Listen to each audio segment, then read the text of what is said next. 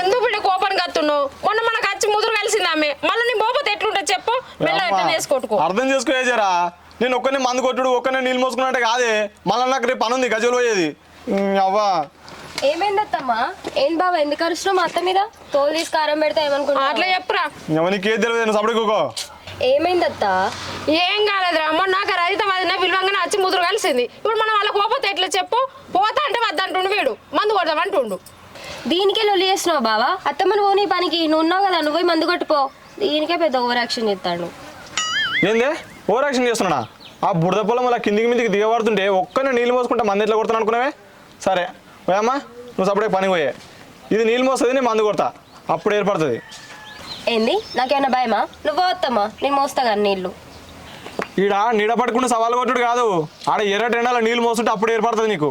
ఇప్పుడు నీకేంది పని చేసుడు కావాలంతే కదా, వస్తా మోస్తా. ఇంకేంది అత్తమ్మ, నువ్వు వస్తామా పనికి? నీకెందుకు పెట్టి ఇవన్నీ పనులు నీకు? అయ్యో అత్తమ్మ, మన పని మనం చేసుకోండి, ఇబ్బందా? నువ్వు ఏం కాదు, నేను చూసుకుంటా. మరి జాగ్రత్త, పోతారా? సరే పో,